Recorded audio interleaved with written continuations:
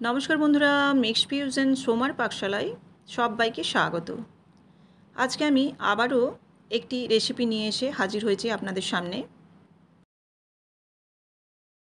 যেহেতু এখন কাঁচা আমের সিজন চলছে, সেজন্য কিন্তু আজকে আমি আপনাদের একটি কাঁচা আমের রেসিপি শেয়ার করতে চলেছি। আজকে কাঁচা আমের রসগোল্লা এই রেসিপিটি আপনাদের সাথে শেয়ার করব। এই রেসিপিটি খেতে হয় দুর্দান্ত, কারণ এর মধ্যে থাকে একটা হালকা টক ভাব আর সঙ্গে থাকে কাঁচা আমের ফ্লেভার। তো চলুন, এই কাঁচা আমের রসগোল্লা বানানোর জন্য প্রথমেই দেখুন আমি এখানে নিয়ে নিয়েছি 1 লিটারের মতো দুধ।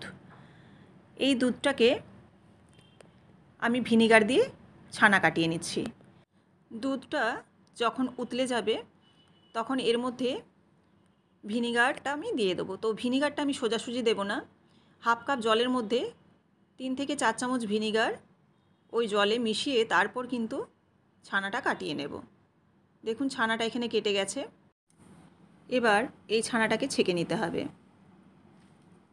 আমি এখানে একটা সাদা কাপড় নিয়েছি, সাদা কাপড়ের উপর এই ছানাটাকে পুরো ঢেলে দেবো, তারপর কিন্তু ছেঁকে নেব। এটা ছাঁকনির সাহায্যেও ছেঁকে নেওয়া যায়, কিন্তু যেহেতু আমি একটু জল ঝরাবো, রসগোল্লা একটু জল ঝরাতে হয় ছানাটা, তো সেই কারণে কিন্তু এখানে সাদা কাপড়টা নিলে বেশ সুবিধা হয়।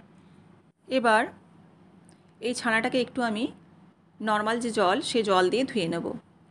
জল দিয়ে ধুয়ে নিচ্ছি এখানে, কারণ ভিনিগারের যে একটা টক ভাব থাকে, সেই টক ভাবটা এই জল দিলে টক ভাবটা থাকবে না, সেই কারণে আমি জল দিয়ে একটু ধুয়ে নিচ্ছি। এবার এই ছানাটাকে আমি হাত দিয়ে চেপে চেপে জলটাকে বের করে দেবো। আপনারা চাইলে হ্যাঙ্গিং করে দিতে পারেন, তবে এখানে একটা কথা বলে রাখি, ছানাটার কিন্তু খুব বেশি জল ঝরাতে যাবেন না, কারণ ছানাটা যদি খুব বেশি জল ঝরে ঝুরঝুরে হয়ে যায় তাহলে ছানাটাকে কিন্তু মাখার ক্ষেত্রেও খুব অসুবিধা হয়, অর্থাৎ খুব শক্ত হয়ে যায়। তাছাড়াও রসগোল্লাটাও কিন্তু খুব শক্ত হয়ে যাবে। তো সেই কারণে যতটা হাত দিয়ে চেপে চেপে জল ঝরানো যায় সেই ততটাই জল আমি এখানে ঝরিয়ে নিচ্ছি। হাত দিয়ে চেপে চেপে যেটুকু জল বেরিয়েছে আমি ঝরিয়ে নিলাম। এবার দেখুন আমি একটা থালার মধ্যে মেখে নিচ্ছি। বড় একটা পাত্রের মধ্যে এখানে মেখে নিচ্ছি, কারণ এখানে ভালোভাবে থাসতে হবে, সেজন্য একটু জায়গাটা বড় হলে কিন্তু খুব ভালো হয়। এবার এই ছানাটাকে হাত দিয়ে খুব ভালোভাবে কিন্তু ঠেসে নিতে হবে। এই হাতে তালু দিয়ে চেপে চেপে ঘষে ঘষে কিন্তু ছানাটাকে খুব ভালোভাবে স্মুথ করে নিতে হবে। ঠিক আমি যেরকমভাবে মাখছি এরকম করেই কিন্তু ঘষে ঘষে মাখলে ছানাটা কিন্তু খুব ভালো স্মুথ হয়ে যায়। এবার দেখুন এর মধ্যে দিয়ে দিচ্ছি আমি 2 থেকে 3 ফোঁটা food colour, green food colour দিচ্ছি এখানে। আপনারা চাইলে এটা ব্যবহার করতেও পারেন, নাও পারেন। যেহেতু কাঁচা আমের কালার সবুজ হয়, সেজন্য কিন্তু আমি খুবই হালকা করে এই গ্রিন ফুড কালারটা দিয়েছি। আর এখানে খুবই কম আমি কিন্তু এই গ্রিন ফুড কালারটা ব্যবহার করেছি।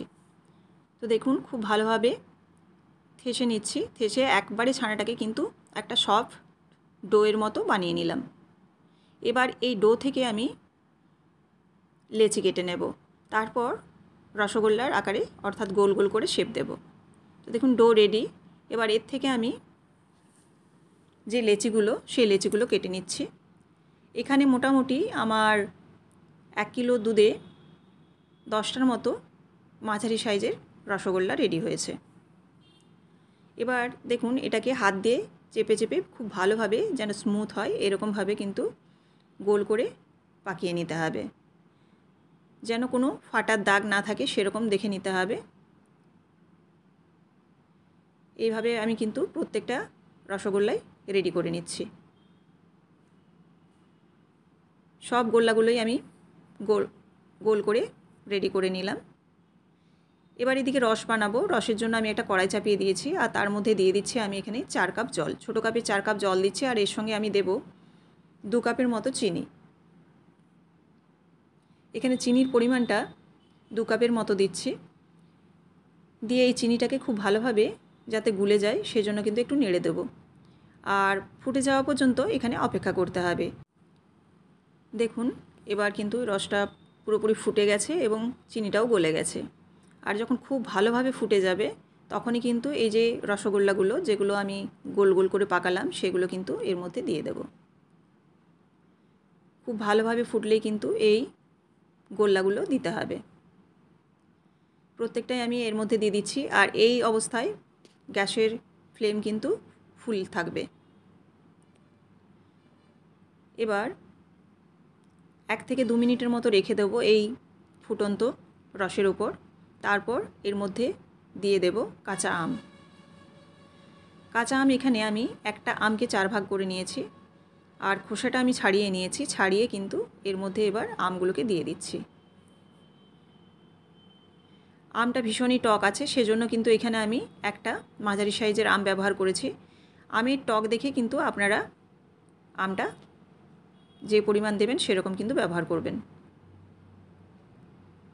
এবার আমি কিছুক্ষণের জন্য ঢেকে দেব। এখানে আমি 10 মিনিটের মতো ঢেকে দিয়েছি। আর দেখুন রসগোল্লাগুলো ফুলে দ্বিগুণ হয়ে গেছে, আর আমটাও মোটামুটি সেদ্ধ হয়ে গেছে। এই আমের থেকেই ফ্লেভার বেরোবে, আর আমের মধ্যে যে টক ভাবটা আছে সেই টক ভাবটাও কিন্তু রসগোল্লার মধ্যে হালকা যাবে, যার ফলে রসগোল্লাটা কিন্তু খেতে অপূর্ব হয়। হালকা টক এবং তার সঙ্গে একটা কাঁচা আমের ফ্লেভার থাকে। এখানে কিন্তু আমি কোনো রকম আর্টিফিশিয়াল ফ্লেভার ব্যবহার করছি না। আপনারা চাইলে ম্যাঙ্গো যে ফ্লেভার হয় কাঁচা আমের, সেই ফ্লেভারও আপনারা ব্যবহার করতে পারেন। তো আমি এখানে কাঁচা আম দিয়েই যেহেতু বানাচ্ছি, সেজন্য এক্সট্রা করে আর কোনো ফ্লেভার ব্যবহার করছি না। দেখুন এখানে রসটা একটু ঘন লাগছিল ফুটে গিয়ে, তো সেই কারণে আমি একটু ঠান্ডা জল আবারও দিয়ে দিলাম। দিয়ে আরও বেশ কিছুক্ষণ আমি ফুটিয়ে নেব, কারণ একটু ভালোভাবে সেদ্ধ করে নিতে হবে, নইলে কিন্তু ভেতরে ছানাটা কাঁচা থেকে যাবে। তো সেজন্য প্রায় আরও 10 মিনিটের মতো আমি ফুটিয়ে নিচ্ছি। আর রসগোল্লাগুলো দেখুন ফুলে কিন্তু একেবারে ডবল হয়ে গেছে। কাঁচা আম থাকতে থাকতে এই রসগোল্লাটি আপনারা অবশ্যই একবার হলেও ট্রাই করে দেখতে পারেন, ভীষণ ভালো হয় কিন্তু। এবার দেখুন আমি এই গ্যাসের ফ্লেমটাকে এবার বন্ধ করে দিচ্ছি। এবার একটা সার্ভিং বোলের মধ্যে আমি রেডি করে নেব।